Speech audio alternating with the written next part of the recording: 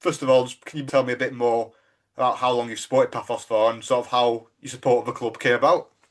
We bought an apartment there sort of 20 years ago, and I'm a West Ham season ticket holder, mad on football, and so naturally I had an interest in Paphos. I started going to games around about sort of 2015, um, mainly when I was there on holiday.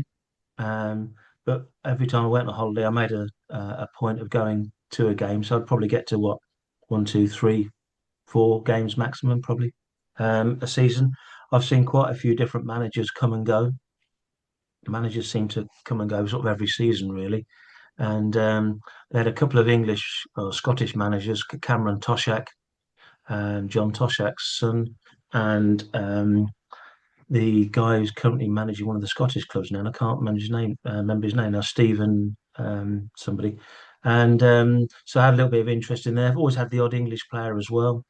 Jason Punchin joined from Crystal Palace sort of 5 or 6 years ago. So there's always been a little bit of a link, an interest there. And then when Carcedo took over, obviously it propped my eyelids open because, he'd been at Paris, Arsenal, Seville, and had some success, albeit as a coach. And we'd always been a very poor average team that competed mid-table to lower half of the table.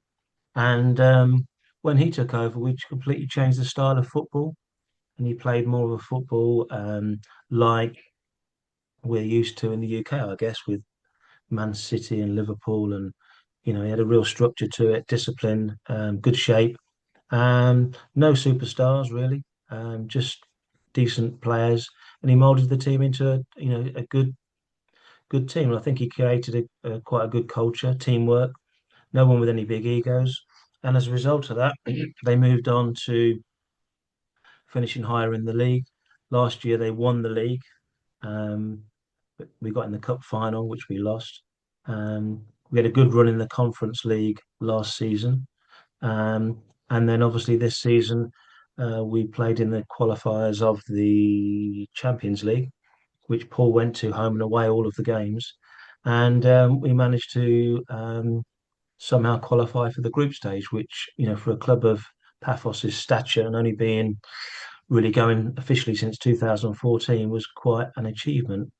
Um, when I went to Sweden last year, last February, March time, was when I met Paul, and there was a few other guys there, all guys from the UK, and can't remember quite how I got involved, but someone suggested that I set up a Facebook group, which we did, and it's sort of grown from there, really. Paul is a major contributor in the group. He does reviews on all of the games, home and away, on whatever country he's in, which is really appreciated. Justin then joined the group because it got too big for me, really, to sort of do on my own. And I met Justin, and he spends more time than I do in Cyprus. He spends probably 3, 4 months a year, and he's a season ticket holder and goes lots of the games. So he also does his reviews and contributes significantly to the group. So the sort of three of us really are the major contributors to the group, and that's my sort of background to Paphos, really. I'm sure you didn't think in 2015 that you'd end up supporting a team in the Champions League and watching them play some of the top sides in Europe. I did, but I thought it'd be West Ham. But no, no, obviously not. No, I mean it was the amount of managers that we were going through every season, or sometimes two a season. No, never would have dreamed. I don't think anybody in Paphos would have. For you, Paul, when did you sort of get into it? Obviously, home and away now. When did that start for you? So first season for me was some home games in 23-24 season. And then 24-25 was my first season ticket for the 24-25 season when I moved out in end of May 2024. Did a couple of away trips in the Conference League to Fiorentina in the last 16 round in Sweden. And then decided this year to just really go for it. I mean, I've embraced the football, the people, the lifestyle, and just decided why not just start going to the away games as well. So yeah, I've done all the away games. Well, basically, I've not missed a minute of football yet this season, which is really good. I've really enjoyed the times we've had abroad in Serbia twice for the qualifiers. I mean, the Red Star game was absolutely superb. Best performance of the season for me by a country mile.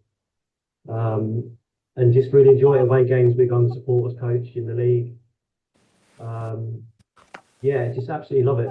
You know, there's a real sort of togetherness in terms of the fans. They'll exceptionally friendly. They've welcomed me in with open arms.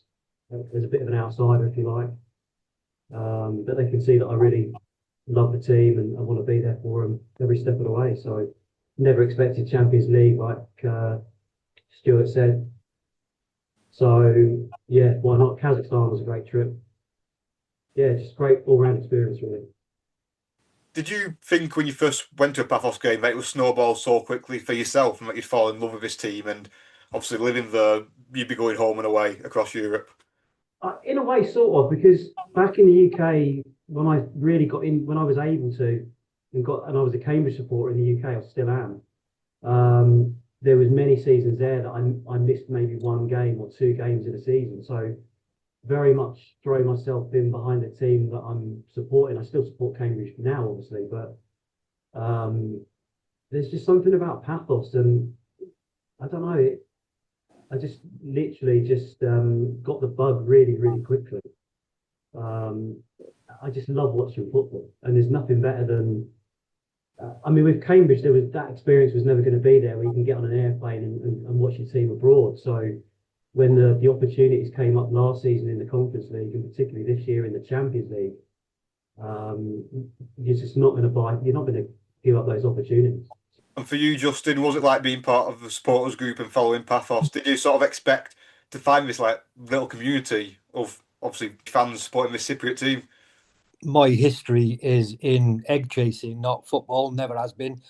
Even at Paphos, I've been going back and forth 20 plus years, and my initial involvement at the stadium was to watch the national rugby team, not to follow the football. The football has come in the last 18 months, I guess, as a way to get out and just enjoy myself and get involved in something. You know, I was a Cardiff City follower in the late 80s, early 90s, but I fell away from that, moved more towards rugby over here, to be honest. And, you know, I got dragged into the football up there because I live 5-minute walk from the stadium. So it's, you know, getting a season ticket and wandering up there is a simple option for me. But like everything else, if you get involved in a good organization with a team that's performing well, and you know, it drags you in, and once you're stuck with it now, it doesn't really matter how they perform. They're doing well at the moment, but how they perform now on won't make any difference to me. You've got the bug, you're stuck with it. You know, you get your team, you stick with it. I've got two teams, I've got Paphos and Cardiff City. That's where I live and where I was born. You know what I mean? So was it just as much a shock for you that you started liking football and following football again, rather than just? Oh, absolutely, 100%. It literally was just it was something to do for a couple of hours to get about when I'm there on my own. You know, get and see some people, have a coffee on the way there, say hello. You know, I met Stuart through the Facebook group, and I've met Stuart in person as well. I've met Paul through the group and in person, and you know, numerous other people. I've been on, and I don't travel like Paul travels, but I've been on a couple of bus trips for away games, and I go to most of the home games when I'm in the country. So you know, it's been eye-opening and very enjoyable. But as I say, you get dragged in very quickly to a team that's performing well. Yeah, at what point do you go from, oh, you know, this will kill a couple of hours, to thinking, oh, actually, I must go every week. I must keep going. Uh, well, I saw a couple of games towards the end of last season, and by the start of this season, the Champions League starting, I was already planning my season ticket for this year, and that was purchased before any of the league games started, before I'd even got into the country. So, it was very quick. Paul, just obviously you're probably the best travel out of the three of you. Just how's those home and away games across Europe just been for you? Obviously, I think Juve was the most recent one, but you mentioned some of the countries before. Yeah, they've all carried something different. I mean, when you look at the campaign so far, the Champions League is something to be proud of. And even if we lose, even if we don't get the last 24, which is difficult, potentially we could go through the whole campaign only losing potentially to Juve, Bayern, and Chelsea, which is a massive achievement for a club of this size with an average attendance of 5,000-6,000. The countries, yeah, I mean, Serbia for the Maccabi game because they're not allowed to play in Israel. Poland for the Dynamo game, which was just stunning. The place they played it, Lublin, beautiful city. Just massive experiences all around. I mean, the Juventus one was great because we did some touristy things as well as the football. But they all carry their own fantastic memories. I mean, Kazakhstan for me was unusual because it was 4 flights in 2 days with 62 hours of no sleep to watch a 90-minute game of football where Pafos was down to 10 men after 190 seconds. That's what you call commitment. I added it up and it was 11,000 kilometers in airplanes, about 13 hours of flying for a 90-minute game of football. But it was a fantastic trip, and all round there's really positive things to come out of each, particularly some of the performances. Juve in the first half, Dynamo away, Red Star, all of it, absolutely fantastic. Absolutely fantastic. It's a bit of a simpler trip in the Champions League facing Chelsea at Stamford Bridge. So how nice is that going to be for, the collection of British fans to be sort of on British soil watching Paphos against an English team? Very exciting, really. I mean, when the draw came out, obviously we was hoping, or I was hoping, I'm sure others were as well, that we would get drawn either against Liverpool, Arsenal, Chelsea. So to get one of them was good, really. Yeah, very good. I don't know how many, maybe Paul might know more than me, but what proportion of tickets have been sold to people in the UK outside of Cyprus? I don't know, but I think the allocation was 2,200 tickets. And a few days ago, Paphos, or the club itself, said they'd sold out. So, I mean, that's quite a good following. I mean, on the Juventus game, I think we took, was it 1,100, Paul? 1,100, yeah. And the other games have been much less than that, haven't they? So I suspect there will be quite a big proportion of UK fans attending or people from outside of the country, but I don't know how many. But yeah, overall, it'd be very exciting. It would have been nice if Mr. Carcedo was there to see that game, but alas, he isn't. So we'll have a new manager in place by then, I suspect. And just finally for each of you, really, just how much does this supporters group mean to you? Obviously, finding this new community and having this obviously connection between yourselves. Yeah, it's hard to believe that a PB United fan and a Cambridge United fan are pals, really, isn't it? I mean, they are arch enemies, by the way. And if you don't know, in Wales or at the north of England, yeah, we have names for Cambridge United fans. I've yet to call Paul it, by the way, but we have names for each other. But yeah, it's good. Yeah, really good. Yeah, we've made some nice friendships. We meet at games when we go over there, and yeah, very good. I'm very pleased. It's a very enjoyable involvement in all these things. The Facebook group is exceptional for what it is that we do. Hopefully people enjoy what it is that we put out there. That's the purpose of doing it. You look at it and you go, well, what would I want to see if I was only partially supporting it? It's aimed at, the Facebook group certainly is aimed at international supporters. That's what it's called. But so we accept that some of those aren't going to be following on a regular basis and may dip in and out of things as they arrive in the country or leave the country. Hopefully we can keep more and more together, and that is proving to be the case so far. But the purpose of it is to keep people involved in it, and hopefully that then will increase lots of things with the support. And it's from my perspective, I mean, I'm a big contributor, but I'm not on the admin page. I wouldn't want to be either. But Stuart and Justin do an amazing job with the page. I mean, to think that less than a year ago it started and it's already 1,000+ members is great credit to the boys.